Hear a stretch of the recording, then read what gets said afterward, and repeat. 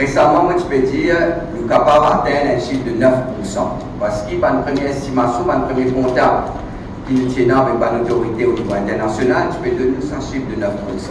Nous ne tenons aucune les autres analyses récentes, une prévision de croissance pour 2021.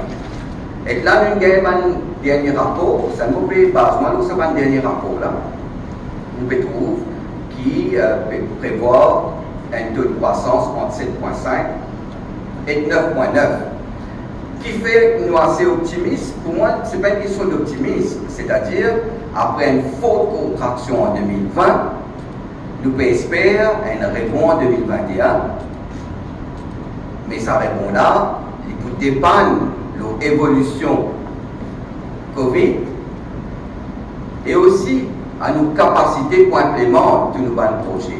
C'est un qui nous vient là, le cabinet d'INAPO, réallocation pour aller vers un projet d'infrastructure, un projet d'investissement, un projet de développement qui va mettre à exécution rapidement parce qu'ils sont prêts pour atteindre ce financement pour l'autre. Donc, nous pouvons aller vers ça. Un petit travaux qui prennent un impact énorme, l'eau la vie de tout le monde parce que l'eau l'emploi.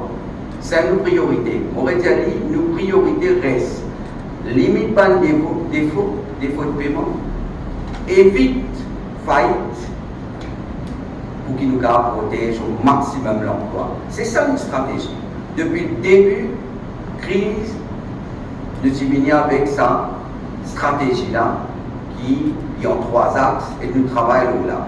Parce que nos buts, c'est que nous payons pour nous avec un chômage massif dans le pays. C'est un travail, c'est un fait.